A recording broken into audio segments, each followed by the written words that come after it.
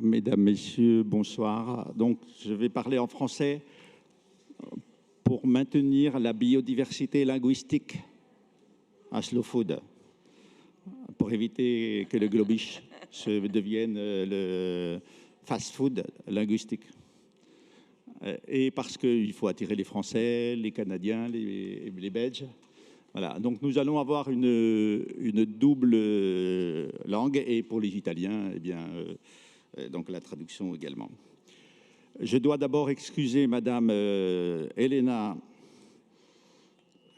Granata, qui a le Covid, voilà, qui ne peut pas être là, mais nous aurons plus de temps pour écouter nos deux intervenants. Et Vorrei scusare l'assenza della signora Elena Granata, che non può essere qui con noi. En français, voilà. Je voudrais dire à tous les jeunes ici, qui sont ici, la chance qu'ils ont de rencontrer Caroline Steele. Et évidemment, notre collègue, mais je le connais moins, donc je vais être très honnête et vous dire d'abord que j'enseigne à la Sorbonne et j'enseigne avec les livres de Caroline Steele, qui sont obligatoires pour les étudiants. Elle a écrit 2 livres magnifiques. Un premier en 2008 sur les villes affamées. C'est un livre tout à fait extraordinaire et que je vous recommande. Si vous achetez le livre et qu'il ne vous convient pas, je vous le rembourse. Vous m'écrivez un petit mail et je vous rembourse. OK? Donc, c'est très important, ce premier livre, et surtout le deuxième livre qui s'appelle Cytopia, qui est sorti en France, en tout cas, en 2020, au moment où commence le Covid, et où on découvre le problème de l'organisation de l'alimentation dans les villes. C'est également un livre remarquable, que je vous rembourse aussi, bien sûr. Voilà, et quant à ceux de mon collègue. Bien, alors je vais juste expliquer pourquoi nous avons choisi ce sujet sur les villes, la régénération dans les villes, parce que Caroline le dit beaucoup dans son livre, que nourrir des villes nécessite beaucoup d'efforts dans les systèmes de production et de commercialisation, beaucoup d'efforts, et que lorsque nous n'arrivons pas à nourrir les villes, se produisent des révolutions politiques. On pourra parler de Rome, elle va expliquer peut-être les révolutions anglaises, moi je pourrais expliquer les révolutions françaises, mais c'est très important de savoir qu'il y a un lien entre la capacité d'une ville à se nourrir et la stabilité politique. Alors, dans son livre, ce qui est intéressant pour Caroline Steele, c'est qu'elle est architecte. Elle n'est pas spécialiste de l'alimentation. Elle est architecte et à un moment de sa vie, elle va vous le dire, elle s'est sentie concernée non seulement par le sujet alimentaire, mais par le lien qu'il y a entre l'architecture et l'alimentation. Et c'est pour cela que son travail est remarquable. C'est parce qu'elle va nous expliquer comment les villes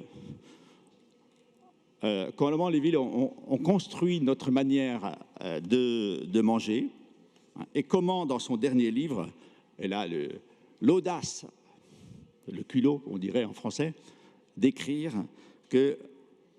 d'expliquer comment la nourriture va sauver le monde. C'est ça? La nourriture va sauver le monde. Et je pense que c'est un message qui est très, très fort et que, à Slow Food, évidemment, nous portons parce que la majorité de la population mondiale vit dans les villes. Mais que nous avons les ressources, et c'est ce que nous allons faire ce soir, les ressources pour comprendre comment la nourriture peut sauver le monde. Voilà, je ne vais pas dire plus parce qu'elle a beaucoup de choses à nous partager. Et ensuite, nous entendrons David Cohen, qui est professeur dans une université à New York, également une des 4 grandes villes mondiales, voilà, avec ce très beau parc au centre, qui n'est pas encore un parc de permaculture, peut-être. On mangera des écureuils, peut-être un jour, de Central Park, mais pour l'instant, on ne mange pas. Et qui va nous parler du rôle que cette ville joue dans la manière d'imaginer l'alimentation dans ces métropoles gigantesques. Voilà. Et si on a le temps, je parlerai un petit peu de Tokyo, que je connais assez bien, voilà, où nous avons là 37 millions d'habitants, 37 millions d'habitants qui vivent et qui doivent apprendre à se nourrir. Voilà, merci à vous. Merci à vous, chers amis. Et Caroline, je vous laisse la parole. Thank you so much. Merci beaucoup. Je voulais que je monte à l'estrade, au podium, peut-être oui. Well, thank you so much for that very, very generous. Merci. Je dois te remercier. Je suis émue pour la présentation que Gilles a faite. J'ai signé un chèque que tu vas recevoir bientôt. Merci d'avoir cité mes 2 livres, dont je vais essayer de vous expliquer quelque chose maintenant en vous disant pourquoi j'ai eu cette idée un peu folle du fait que c'est la nourriture qui peut sauver le monde. Voilà, cette photo, c'est moi avec le livre qui vient d'être publié, Citopia. Le titre est assez bizarre. C'est un mot que j'ai inventé moi-même. Et probablement, il y a 16 à 17 ans, mais il y a très longtemps, pendant que j'écrivais Hungry City, l'autre livre que j'ai là aussi cité, eh bien, par rapport à ce livre, Citopia signifie un endroit de nourriture, site topos. Et je vous dirai pourquoi j'ai inventé ce mot. En fait, nous vivons dans un monde qui est caractérisé, qui est influencé par la nourriture. Nous sommes nous aussi une nourriture. Une fois qu'on a atteint 25 ans d'âge, il n'y a rien de notre corps qui ne soit pas produit par ce qu'on a mangé. Le climat, les relations entre nous, les maisons où nous habitons, tout est formé par la nourriture. Et donc voilà, j'ai cherché un mot qui l'explique. J'ai choisi des mots grecs pour représenter ce concept. Gilles, en me présentant, a expliqué bien que la nourriture, l'alimentation a toujours été un problème depuis des siècles. Nous avons eu une évolution en partageant ce problème de comment se nourrir. Ici, ce sont les Hasda qui vivent encore comme des chasseurs, dédiés aussi à la cueillette. Et cela nous dit beaucoup par rapport à nos origines. Vous voyez ici un mode parfait de vie dans un paysage déterminé, des chasseurs, des gens qui font la cueillette, qui vivent de leur nourriture. Il y a 1 million d'années, il y a eu cette sorte de nouveauté technologique qui a permis aux hommes d'utiliser le feu, de créer le feu. Grâce au feu, on peut cuisiner, on peut préparer la nourriture. Et à ce moment-là, il y a aussi une caractéristique nouvelle qui s'établit, c'est-à-dire entre les hommes qui vont à la chasse et les femmes, au contraire, qui restent autour du feu, qui cherchent les racines, etc. Si les chasseurs ne trouvent pas de gibier, de toute manière, la population, les communautés peuvent vivre des racines. En pensant à ce qu'ils faisaient la nuit, lorsque les chasseurs revenaient avec ou sans proie, et que les femmes avaient préparé des racines, eh bien, à ce moment-là, ils partageaient la nourriture entre eux.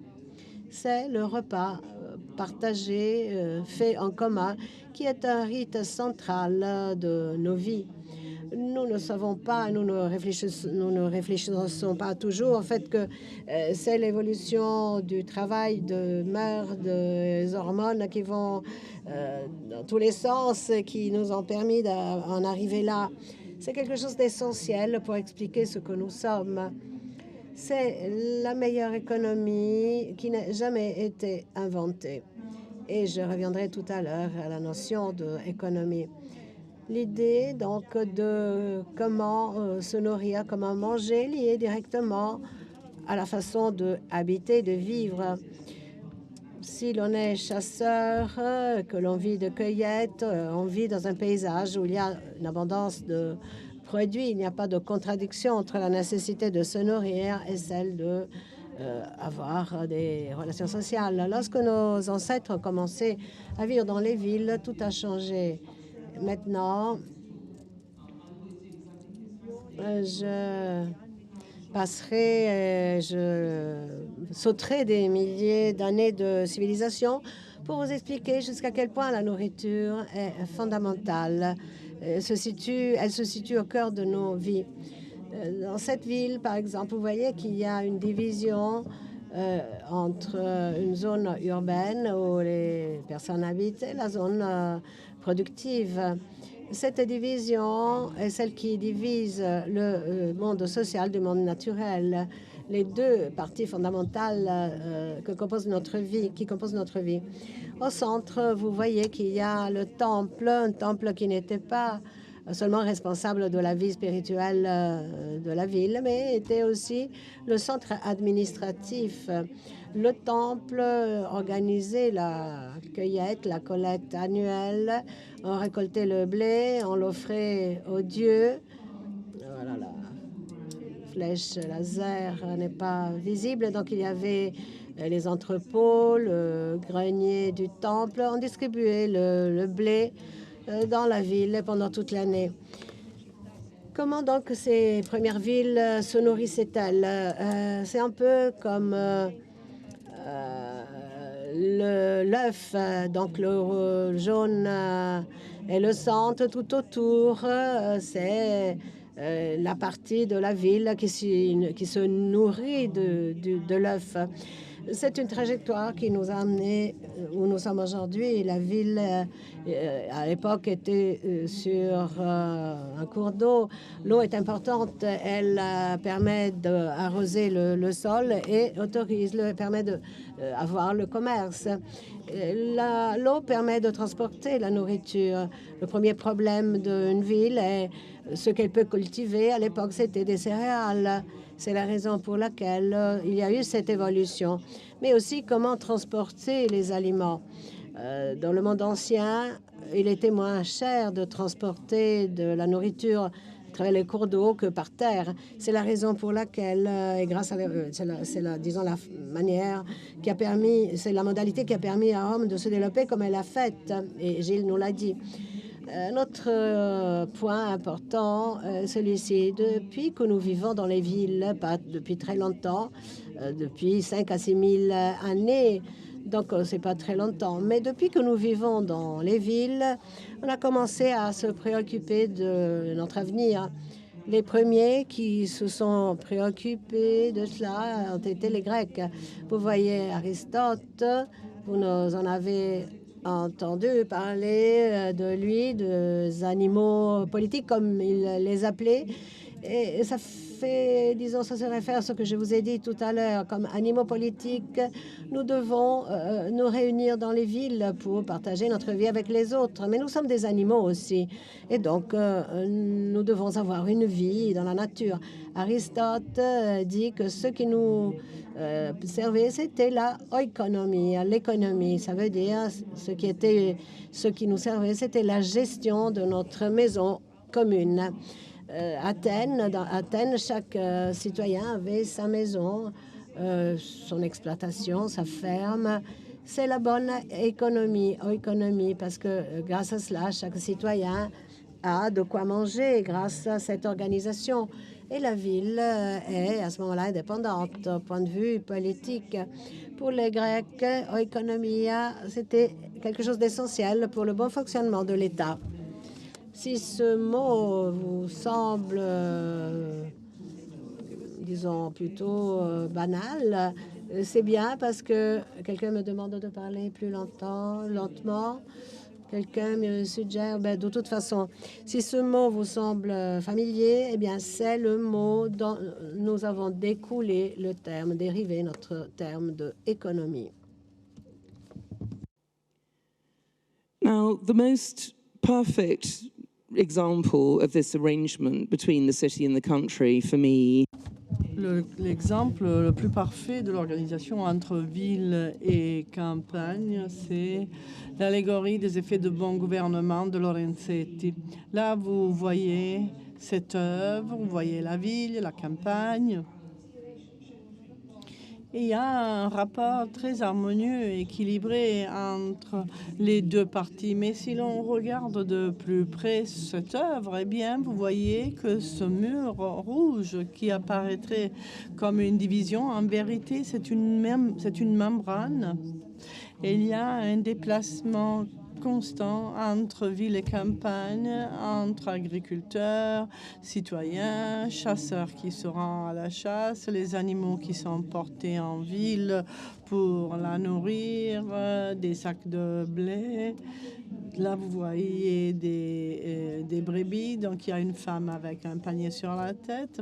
Donc, vous voyez une reproduction parfaite d'un système actif et dynamique qui est constamment rééquilibré et également autoréférentiel. C'est-à-dire, ville et campagne entretiennent une relation dynamique et symbiotique. C'est une vision utopique, évidemment, dans le sens que c'est une vision idéalisée, mais à mon sens, ceci représente également quelque chose de fondamental lorsqu'on parle de civilisation urbaine. Si nous n'avons pas la reconnaissance de l'importance de la relation entre campagne et ville, eh bien, il y a des déséquilibres qui s'engendrent, qui s'installent et des externalités qui se génèrent, et il y a quelque chose de négatif qui se déroule. Donc, comme c'est inutile de vous dire, nous ne vivons plus dans une situation comme celle que je viens de vous illustrer. Nous vivons presque tous dans de grandes villes, de grandes métropoles. Là, c'est Londres où je vis. Et notre nourriture, très souvent, provient de distances, d'endroits qui sont à des milliers de kilomètres de distance de chez nous. Tout à l'heure, je parlais et je disais que l'idée, l'aspect essentiel pour l'économie de la Grèce était la dimension, la petite taille de la ville qui devait rester en tant que telle afin de pouvoir entretenir cette relation fonctionnelle entre la ville et la campagne. Au contraire, nous nous sommes progressivement éloignés de ce modèle, ce que j'appelle un paradoxe urbain, car nous, en tant qu'animaux politiques, nous avons besoin de la société, mais nous avons également besoin de la nature. Et plus nous vivons dans les villes pour être ensemble, le plus nous nous éloignons de nos sources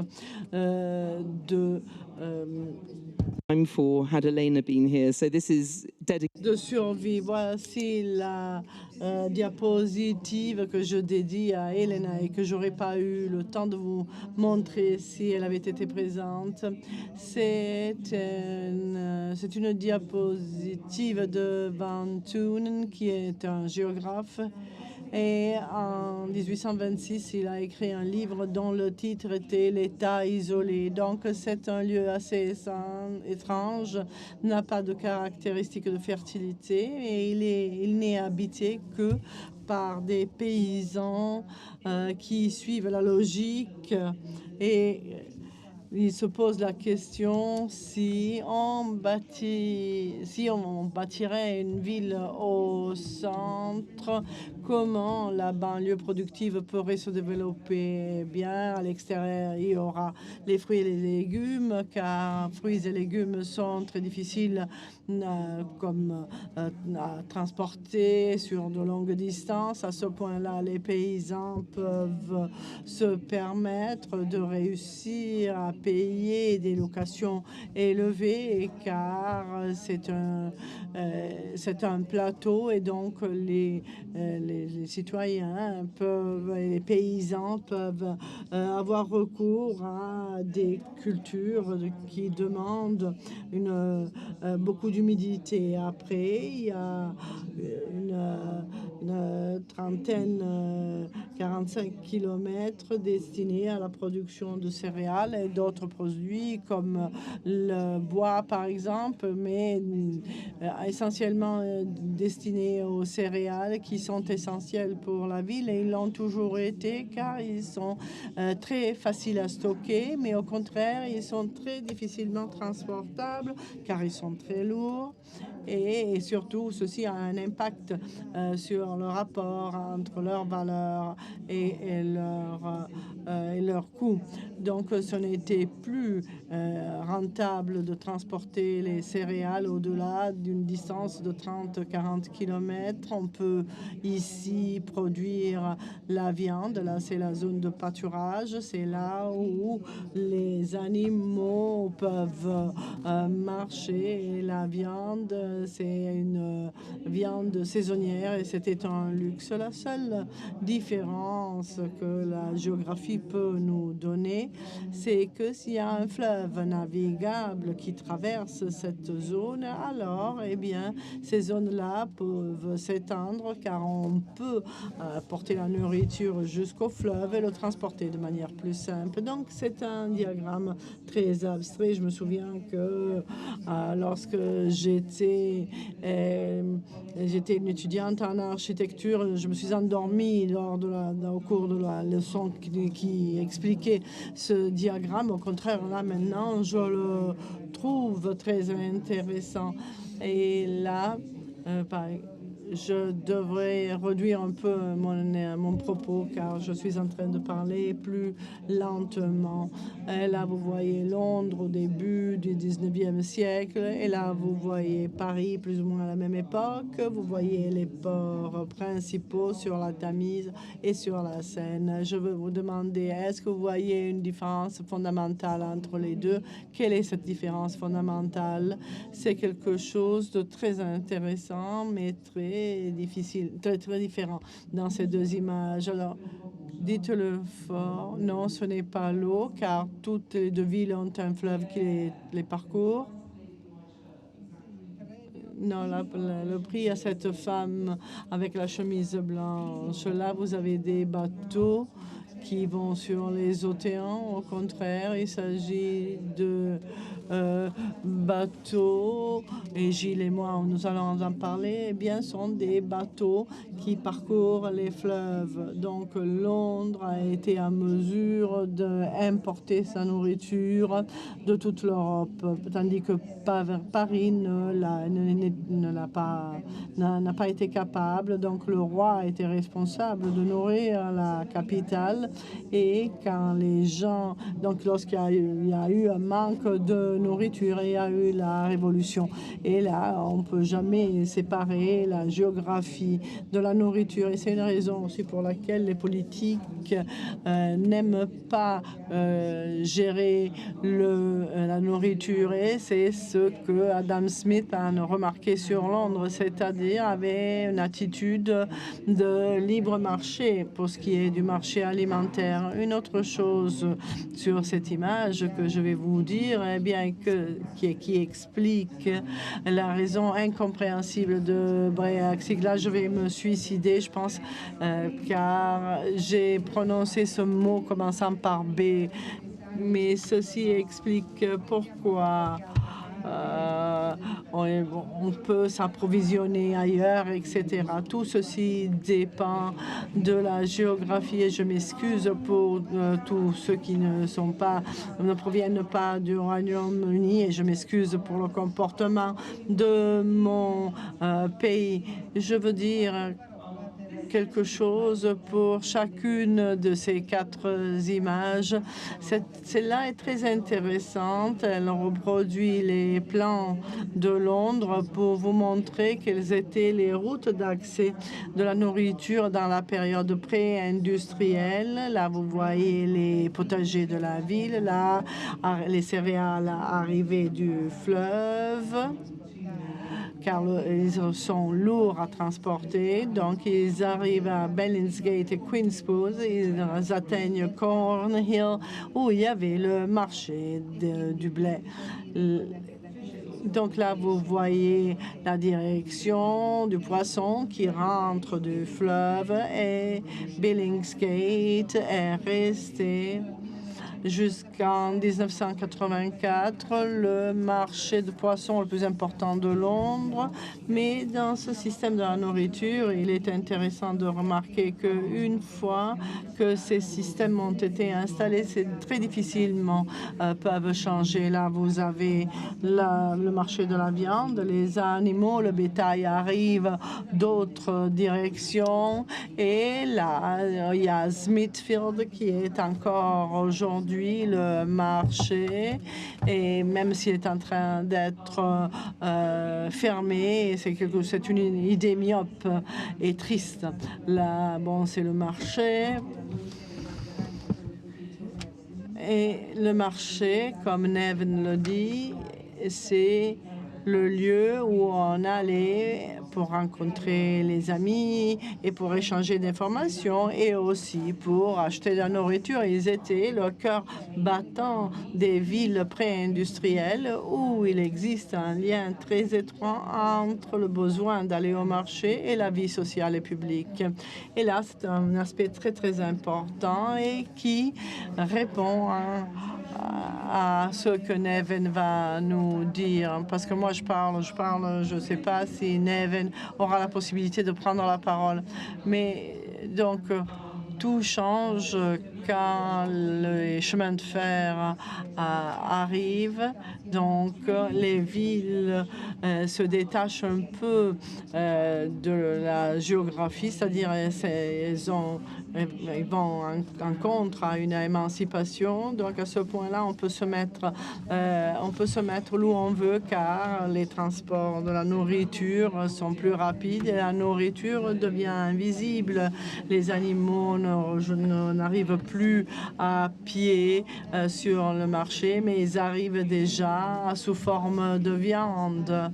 Et les politiques qui ont pris sur eux une certaine responsabilité pour la nourriture des personnes abandonnent cette responsabilité qui est transférée sur l'industrie alimentaire et qui a ceci d'un impact assez fort sur notre alimentation. Là, vous voyez la croissance urbaine de Londres suite à l'arrivée du chemin de fer. Et c'est une ville qui ne peut pas être alimentée par 1 ou 2 marchés seulement. Le paysage change énormément. Donc, on passe des bisons et des pâturages. Là, on passe à des monocultures, à la monoculture, qui sont celles qui alimentent le monde moderne. Là, c'est l'invention de la viande à bas prix. Ce n'est pas ainsi, mais c'est des choses vivantes que nous tuons pour pouvoir vivre. Donc, si on dit que la nourriture ne coûte pas beaucoup, eh bien, la vie ne coûte pas beaucoup. Nous avons créé l'illusion de la nourriture à bas prix. Là, vous voyez, c'est une image de Chicago, où il y a 17 millions d'habitants qui mangent cette nourriture, car les vaches tombent malades, car elles ont été amenées à manger de l'herbe et non pas les céréales. Après, il y a d'autres catastrophes naturelles qui se produisent. Il y a eu la poussière et qui s'est soulevée, car il n'y avait plus de pâturage et le terrain n'était plus battu par les bisons. Donc là, c'est le début de la conversation concernant l'industriel ou l'organique, mais c'est très important revenir sur ces aspects de cette relation et aussi le mouvement bio. Donc, ils étaient en train de gagner et après il y a la guerre qui s'est instaurée et ceci est vrai pour l'Ukraine car quand il y a la guerre, tous les politiciens tombent dans la panique et ils demandent de la nourriture, de la nourriture, de la nourriture. Évidemment, la vie change, elle devient dominée non plus par le train, mais par les voitures. Au début, je vous ai montré l'œuf frit. À ce point-là, il y a les œufs brouillés. Les banlieues sont construites sur un bon terrain. C'était le terrain qui entourait les villes et qui était destiné aux cultures. Évidemment, il n'y a plus de culture dans ces zones-là. Il n'y a plus de personnes qui vont à pied.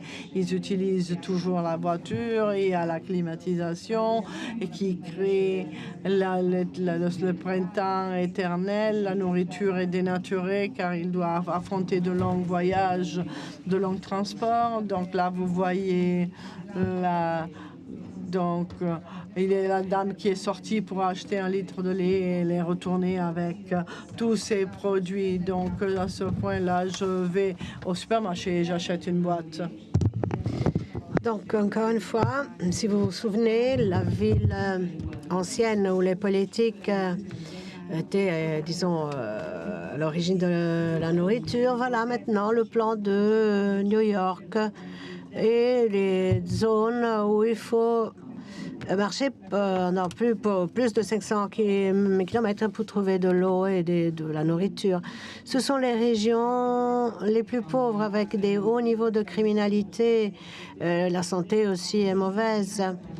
La nourriture est de mauvaise qualité ici. Vous voyez une partie des externalités que nous avons développées avec l'illusion des aliments à bas prix. Nous avons non seulement gaspillage de nourriture, obésité, des pandémies comme la COVID, liée souvent au phénomène de monoculture, perte de fertilité, de l'alimentation qui est donnée aux animaux et non pas aux hommes, perte de diversité aussi chez les oiseaux. Ça veut dire que nous nous approchons de l'extinction de masse. Ce modèle risque de devenir global. Les politiques ont perdu le contrôle de la situation. C'est l'industrie alimentaire qui maîtrise tout. On peut avoir des bénéfices très importants dans l'alimentation. Et il n'y a pas d'incitation pour que les industries n'adoptent pas ces pratiques. Ici, on lit la technologie, c'est la réponse. Mais quelle serait la question par rapport à cette réponse et quelle est la demande? Si on revient à l'image de nos ancêtres assis autour du feu, eh bien, nous avons amélioré notre situation par rapport à la qualité de la nourriture, mais nous ne savons plus comment vivre, et en oubliant ainsi que ces deux actions sont liées. Quelle est donc la vie, la bonne vie? Et si vous vivez en ville, quelle est la possibilité que vous avez de rétablir le rapport entre la nature et la ville? Nous revenons aux Grecs. L'utopie, Thomas More était préoccupé du fait que Londres était trop puissante. Mais il imaginait une île avec tout un réseau de villes-États. Ensuite, Coward avec la même idée, l'idée d'une ville plus petite. Villes plus petites et reliées entre elles pour être plus proches de la nature. C'est la raison pour laquelle j'ai parlé de Citopie. J'ai choisi ce titre parce que cette utopie ne peut pas exister. En fait, il faut de l'imagination, mais nous vivons déjà dans le site de la nourriture. Notre monde est façonné par la nourriture. Donc nous avons des choix à faire. La nourriture, bien évidemment, est quelque chose qu'on produit dans la campagne, il est ensuite amené en ville et puis nous le mangeons et il rentre dans notre corps. Nous avons des choix à faire. Si on décide d'alimenter les vaches aux céréales au lieu de donner de l'herbe, et donc à ce moment-là, il faut penser des systèmes plus efficaces, d'efficacité, parce que l'acquisition du choix de la nourriture, le fait d'acheter de la nourriture, n'est plus une forme de socialisation. Avant la pandémie, un repas sur 5 était mangé en voiture, dans l'automobile. Et quelle civilisation sommes-nous en train de créer? La question peut-être à poser doit être à l'opposé. Donc la question n'est pas comment va-t-on nourrir le monde? Qui sommes-nous? Qui est le monde? Veut-on nourrir tous les aliments? Donc la question vraie à poser est qu'est-ce que c'est qu'une bonne vie? La qualité juste pour une bonne vie et pour 10 milliards d'habitants, sans parler des non-humains. Et quel type de système alimentaire, quel type de nutrition peut donc nous assurer une bonne vie? Donc le système doit être bouleversé, renversé. Par rapport aux valeurs, il n'y a rien qui coûte peu cher. Ici, on voit des images de la Seconde Guerre mondiale et après l'écroulement de l'Union soviétique et Détroit. Les gens se sont rappelés à ces moments-là de la valeur, de l'importance de la nourriture et ont commencé à produire leur nourriture. C'est quelque chose aussi qui a à faire avec la démocratie. Nous devons démocratiser l'alimentation en reliant les producteurs des consommateurs. C'est ce que dit Carlo Petrini. Et donc, c'est vraiment important d'être ici à Terra Madre. Pour moi, c'est très important. Je crois que par rapport à cela, Carlo Petrini est l'un des personnes les plus importantes du XXe et XXIe siècle. Ce qu'il a organisé ici, un forum, est très important. Son idée est d'être coproducteur. Chacun d'entre nous doit être un coproducteur et non pas simplement un récepteur passif. Nous devons avoir un rôle à jouer à l'intérieur du système alimentaire. Il y a plusieurs formes, les coopératives, les communautés de la nourriture, coopératives d'exploitants, d'agriculteurs, de paysans. Et voilà, la nourriture doit être inclue dans la manière de penser les villes. Bien entendu, les espaces périurbains doivent être réservés à l'agriculture. L'agriculture doit faire partie de nos politiques. Il faut penser à des hubs alimentaires comme les anciens marchés.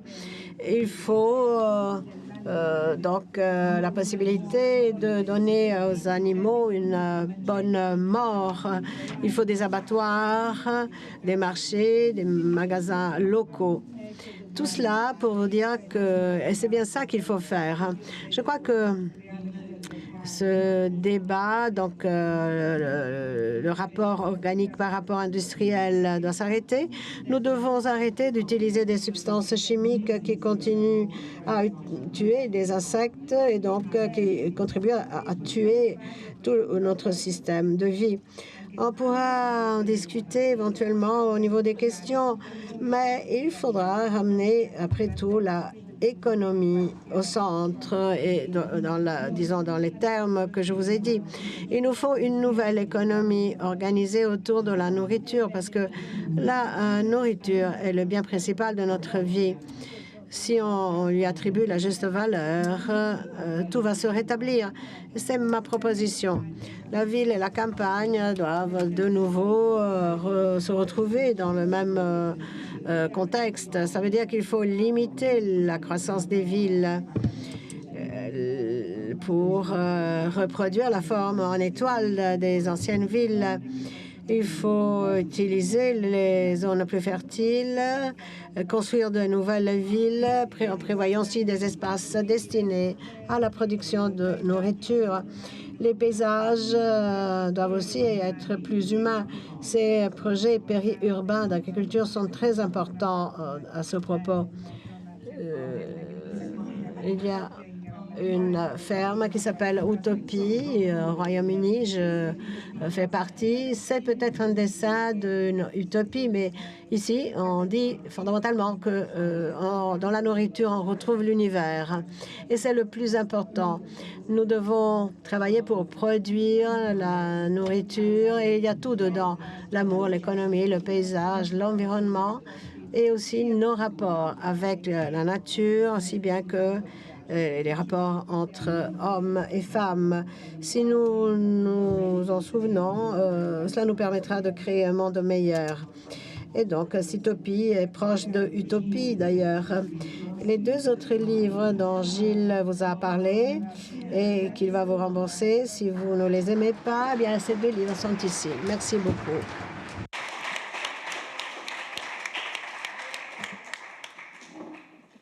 Good afternoon, everyone. Bonjour et bon après-midi. Je tiens à remercier Slow Food et ceux qui, disons, les organisateurs qui m'ont invité. Je suis professeur à l'Université de New York et je suis responsable aussi de l'Université CUNY Urban Food Policy Institute qui fait de la recherche pour promouvoir les systèmes urbains durables. Je vous propose une idée, c'est-à-dire que la lutte aujourd'hui ne doit se faire entre fast-food et slow food, mais entre fast-food, slow food et le food digital. C'est-à-dire il faut repenser la manière dont la nourriture peut influencer les villes et repenser à la possibilité d'une régénération des villes à travers la nourriture. Au cours de ces derniers jours, j'ai rencontré plusieurs personnes qui participent à des projets au niveau européen et qui essaient de lancer de nouveaux projets pour changer les systèmes alimentaires des villes, Food Trails, Fusilli, et beaucoup de projets que vous pourrez découvrir dans le stand Food Trails. Ce sont des projets qui ont le but de développer de nouvelles idées, créer de nouvelles filières, créer des marchés des paysans, aider les villes à bas revenus pour qu'elles puissent avoir de la bonne nourriture à bas prix, pour aider les cantines des écoles aussi à utiliser des nourritures saines. Autant de projets importants. En partie, j'en ai suivi quelques-uns. Il faudrait les multiplier. Pour améliorer les systèmes alimentaires des villes, il faut penser et savoir que la situation est en train de changer. Il y a un effet de la numérisation de nos habitudes alimentaires. Si on ne tient pas compte de cela, on risque de reproduire les erreurs du passé. En sortant d'ici, regardez autour de vous le siège de Terma de cette année, par exemple. C'était autrefois un site de métallurgie, un site métallurgique dans la zone industrielle. Et ce que vous voyez, c'est un peu ce qui reste d'une usine Fiat, de Michelin, qui faisait partie de la ville, qui caractérisait le visage de la ville. Parc d'Or est un exemple magnifique de régénération urbaine. C'est aussi un souvenir, le symbole de comment des sites peuvent changer grâce aux robots, à la mondialisation. Et c'est un symbole et la leçon pour nous avertir qu'il faut penser à de nouvelles réalités. Alors, les technologies numériques ont eu un effet bouleversant sur la nourriture, sur l'agriculture de précision grâce au GPS qui améliore l'efficacité et réduit les apports chimiques. Alors, il y a des systèmes qui permettent de faciliter le partage de la nourriture en ville. Et puis, on a les riders, également d'autres projets pour des applis pour la nutrition personnalisée. Tout cela change la manière dont les individus font leurs courses, choisissent leurs aliments. La pandémie, quant à elle, a eu un grand impact aussi. Combien de personnes ont commandé des plats en ligne? C'est une conférence Oslo Food, mais la moitié, je crois, des présents ont commandé de la nourriture en ligne. Beaucoup de personnes ont repris à faire leurs courses personnellement, mais à l'avenir, on aura de plus en plus un mélange entre courses en ligne et en présence. La Chine aussi est en train d'adopter le numérique rapidement. Beaucoup de pays européens qui ont une grande tradition de marché, de paysans, commencent maintenant à changer leurs habitudes. Alors, comment fournir de la nourriture et être sûr que nous favorisons les bonnes politiques pour nous assurer que les milieux hybrides puissent quand même soutenir la santé et l'égalité entre individus? Eh bien, il y a beaucoup de bénéfices potentiels qui nous sont donnés, assurés par les systèmes numériques. Les achats peuvent être moins chers grâce, disons, à l'achat en ligne, tout avantage des personnes moins riches. Carlen nous l'a montré. L'achat en ligne assure la possibilité d'acheter beaucoup de plusieurs qualités, plusieurs types de nourriture. Les magasins de quartier se limitent à 500 mètres. Donc, les achats dans le quartier se font sur 500 mètres maximum. Les achats en ligne peuvent inclure des magasins même à 10 km de distance quand il y a le Deliveroo et les riders, ce qui améliore les pratiques d'achat. Il y a un problème de concurrence aussi entre commerçants et il y a très peu de supermarchés souvent, ce qui donne à la concurrence une meilleure qualité. À New York, 20% de nos riverains, 1 sur 5, dépendent des coupons, des aides pour avoir de la nourriture. 500 000 riverains de New York vivent dans des logements sociaux et leur revenu en moyenne est de 5 à 6 000 dollars par an. C'est une population très nombreuse, très importante, mais très pauvre. Donc, l'en ligne pourrait réduire les prix. Ce n'est pas quelque chose qui concerne le prix, ce n'est pas quelque chose pour s'acheter de la nourriture à bas prix, mais c'est un système qui pourrait nous permettre d'assurer aux pauvres la possibilité de s'acheter de la bonne nourriture moins chère, de manière à ce que les consommateurs en ligne puissent trouver la bonne qualité et des bons prix, mais malheureusement, ils sont également exposés, disons, à des aliments qui ne sont pas du tout sains. Donc, ce détachement temporaire entre le moment de l'achat et le moment de la livraison, quand il s'agit d'achat numérique, eh bien, permet aux personnes de réfléchir sur ce que nous sommes en train d'acheter. Et donc, ce n'est pas comme l'achat d'impulsion du supermarché. Je ne suis pas en faveur des achats en ligne. Je ne suis pas en train de vous dire acheter tout en ligne, car il y a des retombées négatives sur ce style d'achat. Il y a sûrement des effets négatifs tels que, par exemple, les consommateurs n'achètent pas en ligne les produits frais. Donc, il y a cette méthode de lock-in. Il faut renforcer également des méthodes d'achat permettant à l'acheteur d'établir des achats répétitifs et récurrent. Il y a aussi un marketing prédatoire. Il y a également des conseils nutritionnels qui peuvent être calés sur mesure de chaque personne. Donc, il y a également des retombées négatives suite à la publicité dont font l'objet les aliments moins sains. Les personnes âgées ont du mal à acheter en ligne car ils préfèrent le contact social dans un magasin.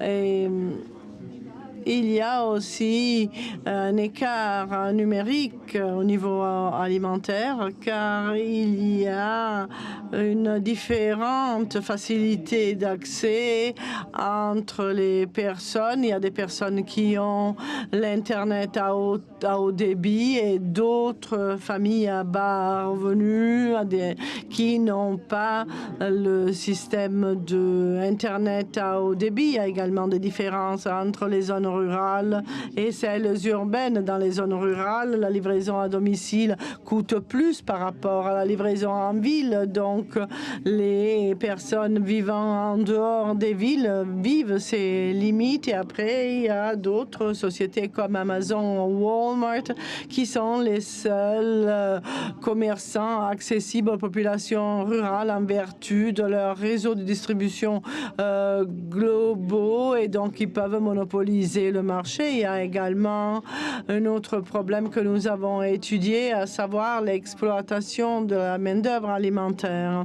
Un des effets que nous voyons dans des villes comme Shanghai ou New York, eh bien, il y a les riders sont de partout dans la ville et ils livrent des repas tout prêts, tout faits par les restaurants, ou même ils livrent les courses, mais dans certains pays, ils sont vus comme des travailleurs en profession libérale. Donc, ils sont pas des salariés, ils ont dépourvu des tutelles des salariés. Donc, tout ceci peut comporter aussi du stress et des troubles du sommeil, ainsi que l'adoption de comportements risqués tels que la vitesse ou le passage avec le feu rouge. Donc, il y a il y a moins d'autonomie pour ces travailleurs. Ils sont pas satisfaits de leur vie et les algorithmes suivent ces travailleurs, établissent leur salaire, ils établissent s'ils les garder ou s'ils les licencier sur la base des remontées d'infos de la part des clients et surtout sur la base de décisions prises par des managers humains. Nous réfléchissons aussi sur ce qui est de la pollution atmosphérique et ses retombées sur ces riders, donc ces personnes qui font les livraisons en vélo ou à pied et qui respirent évidemment l'air de la ville. Ceci change dans des zones rurales où on peut avoir les livraisons faites par un petit fourgon qui pollue beaucoup moins. Il y a encore des produits qui sont livrés dans des packaging isolés, individuels. Donc, il y a le problème ensuite du recyclage de ces matériaux. Et il y a également des problèmes concernant les grands entrepôts qui sont nécessaires et qui s'occupent de ces livraisons. Et après, les impacts aussi sur l'urbanisme, sur l'aménagement urbain de la ville. Il y a des supermarchés fantômes qui sont de gros entrepôts qui ne sont jamais visités par les consommateurs. Si on va à New York, il y a des clients qui arrivent avec le téléphone mobile et qui remplissent des chariots avec des produits qui ont été commandés par téléphone et il s'agit des soi-disant supermarchés fantômes qui ne voient jamais un client, mais où leurs commandes par téléphone sont seulement préparées. Après, il y a des espaces commerciaux qui sont utilisés au sein des villes justement pour créer ces supermarchés fantômes en exploitant de cette manière des espaces abandonnés. Là, ça peut être quelque chose de positif. En fin de compte, il y a des activistes, mais les activistes et les décideurs doivent agir ensemble. Donc, pour les législateurs, pour les décideurs, et pour tous ceux qui sont en faveur des systèmes d'alimentation durable, eh bien, il faut continuer de potentier des milieux alimentaires durables, les marchés des paysans, en exploitant de passer excessivement à un système d'achat numérique. Nous ne voulons pas que l'ancien système traditionnel devienne anachroniste et qu'il n'existe plus que des canaux de distribution en ligne. Donc, il faut prévoir ces risques et ceci peut nous permettre de nous assurer qu'à l'avenir, la durabilité sera plus importante en dépit des inégalités de revenus et des inégalités sociales. Donc, nous devons soutenir des initiatives numériques positives. Too Good To Go en est une qui est devenue le pôle, une appli, la 7e appli plus importante aux USA, ce qui permet de revendre la nourriture restante en fin de journée dans les supermarchés et la nourriture est offerte à un prix escompté et donc les personnes peuvent l'acheter. Il y a des centaines de centres dans les USA, aux USA qui offrent gratuitement la nourriture et il y a des applis spécifiques pour s'adresser à ces centres et réserver au préalable la nourriture gratuite et en évitant, disons, l'intervention de personnes ou interlocuteurs tierces.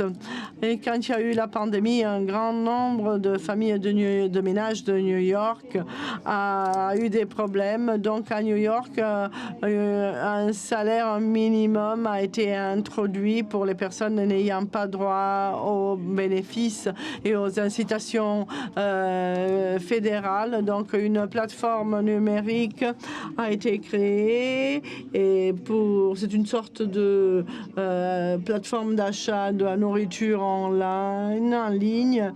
Donc là, il y a des gens qui pouvaient acheter $300 de coupons pour acheter la nourriture sur un cadeau. Après, il y a eu la promotion d'une communauté dans la zone rurale du Mississippi. Et donc, c'est une zone qui vit des problèmes sociaux depuis un siècle et la nourriture est collectée et distribuée dans un centre social qui offre également d'autres services disponibles.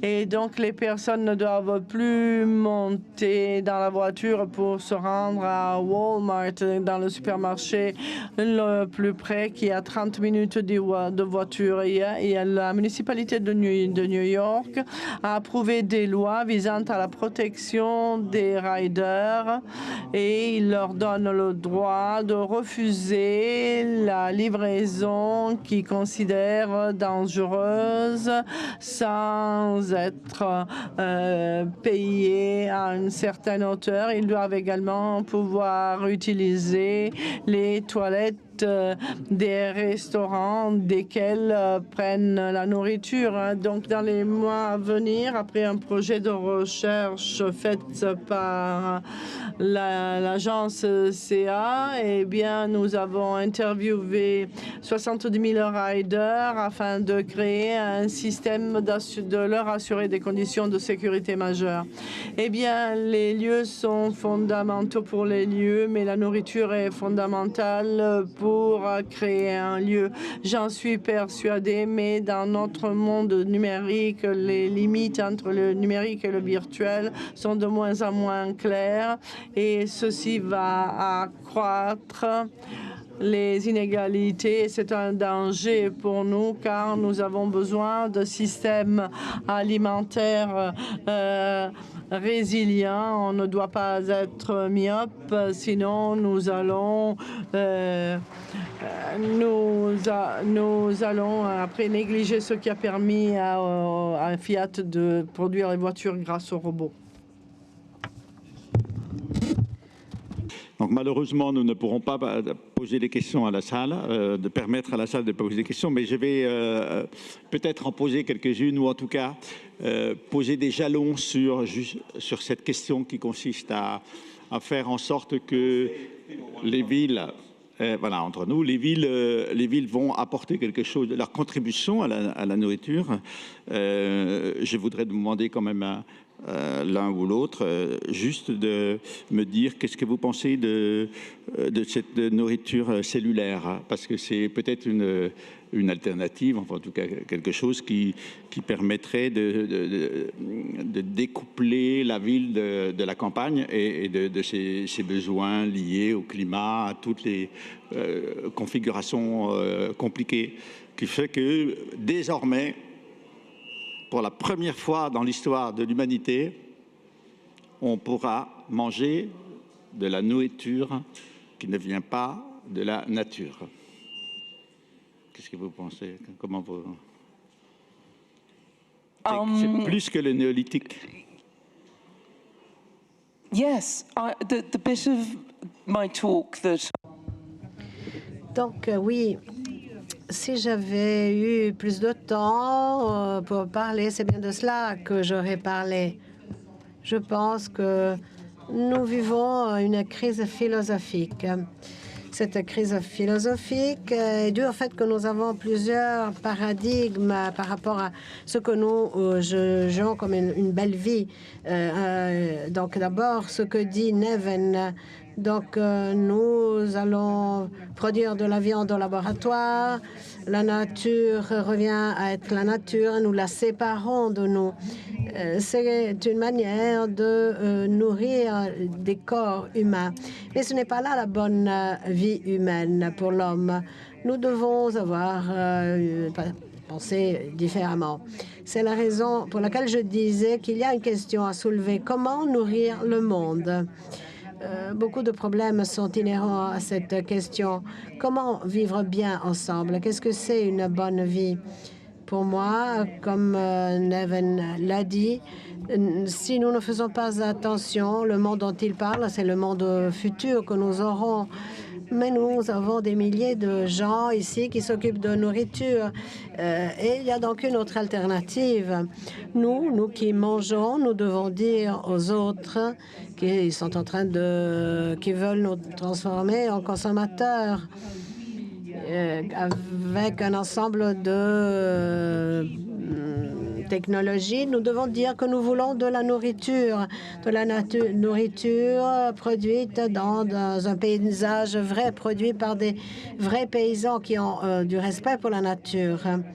Et parce que puisqu'ils vivent à côté de la nature, la vie à côté de la nature est la bonne vie. C'est ce qu'on fait, eh bien, évaluer. Nous sommes arrivés à un moment de crise philosophique. Nous avons oublié la question plus importante qu'il faut se poser. La question que nous devons nous poser collectivement est qu'est-ce que c'est qu'une bonne vie pour les humains et les non-humains? Et la nourriture est le meilleur moyen pour nous assurer et pour poser la question.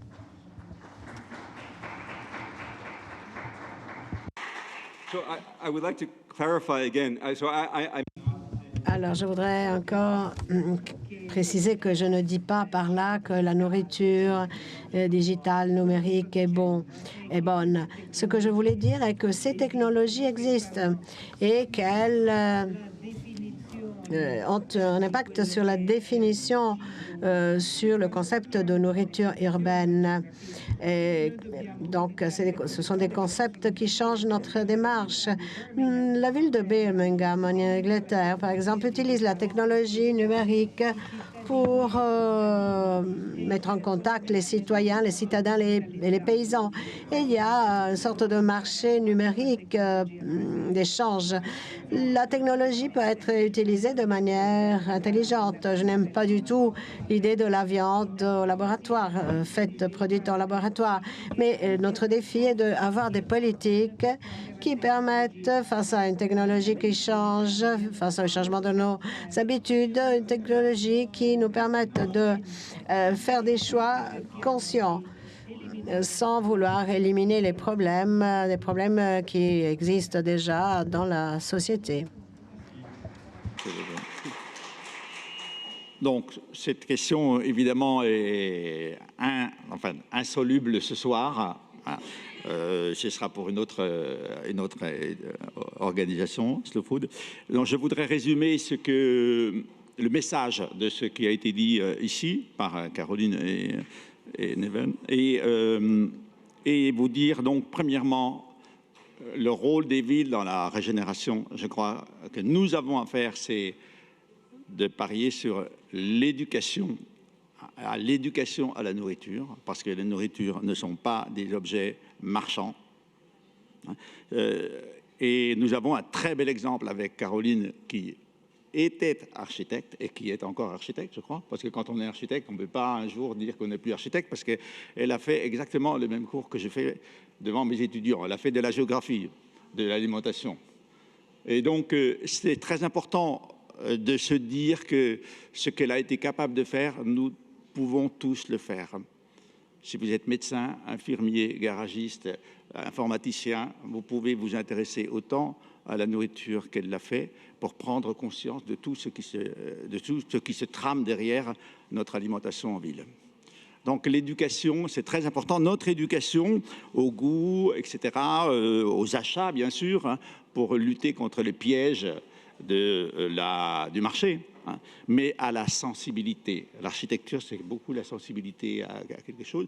Et la nourriture, c'est quelque chose, c'est la seule chose que l'on met dans son corps, en dehors de ce que les médecins nous demandent par la vaccination.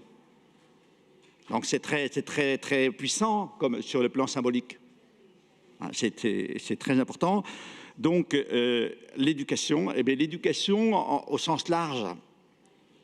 C'est-à-dire que, je vous répète, si nous avons un métier, hein, nous devons faire comme Caroline et éventuellement nous intéresser, échanger justement nos pratiques, parce que nous avons fait l'effort de l'éducation. La deuxième chose, peut-être qu'on n'a pas abordé, mais qui est sous-entendue dans les deux exposés, c'est ce que j'appellerais la démocratie alimentaire. Nous devons reprendre le pouvoir sur notre alimentation. Alors, bien sûr, en faisant imaginer dans les villes des parlements des producteurs, nous rencontrons les producteurs et se font se rencontrer les producteurs et les mangeurs. Exactement ce qu'on fait à Slow Food, ce qui est exactement cela. En allant, tous ceux parmi nous qui vont aller rencontrer les producteurs vont forcément, lundi matin, penser autrement leur thé, leur café, leur breakfast, etc. Sortir de l'alimentation du marché, par une régulation locale. Ça peut aller, par exemple, en France, dans la région de Nantes, où il y avait, vous savez, le projet d'un aéroport. Lorsque on a pu faire comprendre à la population que le projet d'aéroport, il était sur les meilleures terres agricoles, à ce moment-là, le débat a changé de nature. Donc c'est très important de sortir l'alimentation du marché par la régulation locale et par la régulation nationale, et bien sûr, chaque pays ayant ses modalités. Et puis pour conclure, donc, que puis-je faire? Eh bien, je dirais, comme Caroline nous l'a démontré avec toute l'histoire de la transformation des aliments dans la ville par les marchés, hein, et par cette désolidarisation de la ville avec la campagne, eh bien, ne pas croire ceux qui résument l'alimentation à un prix. C'est très important, ça. Quand on vous dit « Ah, mais les pauvres mangent mal », c'est faux. Il y a beaucoup de riches qui mangent très mal aussi. Et c'est insulter les pauvres que de penser qu'ils ne sont pas capables, parce qu'ils n'auraient pas assez d'argent, de bien manger. Exactement comme on a insulté les femmes pendant des millénaires de ceci et cela. Je crois que c'est très très important de penser que la bonne alimentation n'est pas une alimentation qui a un rapport au prix. Parce que le prix, de toute façon, c'est quelque chose que l'on se construit dans sa tête aussi, qui nous oriente à faire des choix, hein, mais qui doit nous aider à ne pas tomber dans le piège qui consiste à penser qu'une bonne alimentation, c'est cher et c'est pour les riches. C'est très important, ça, parce que je crois que souvent, on a cette idée que il y a deux manières. Ben oui, il y a des gens qui mangent mal, mais qui sont riches. C'est très, très important de penser ça. Deuxième chose, mieux connaître ses aliments.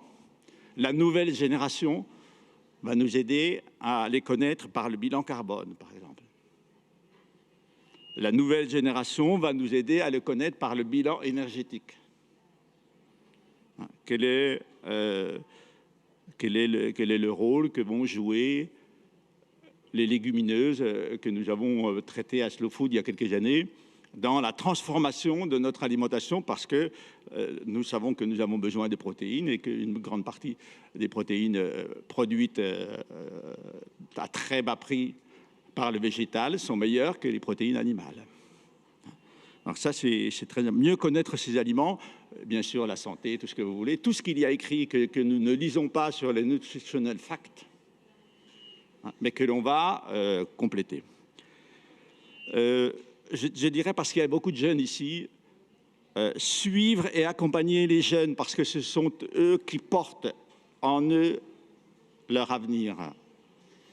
Voilà. Et c'est très important de savoir qu'eux-mêmes sont en train de transformer cette alimentation, que nous ne devons pas nous moquer d'eux en disant « ce sont des bobos, ce sont des végétariens, ce sont des rêveurs ». Non, les prendre très au sérieux. Très, très au sérieux, parce que nous sommes dans une transformation de notre alimentation exactement, vraiment, je le pense, avec la question que j'ai posée, exactement comme il s'en est passé une au néolithique. Parce que la désolidarisation de l'alimentation avec l'agriculture, avec la nature, c'est quelque chose qui est quand même en cours. Voilà, et je dirais lire les livres de Caroline. Voilà, et avec mon mail, évidemment, pour que j'assume ce que je vous ai dit, donc comme je le dis à mes étudiants et à celui de notre ami Nevin, lisez les livres de Caroline. Personnellement, pour moi qui travaille dans l'alimentation, vraiment, ils ont changé mon travail. Merci à vous et bonne soirée.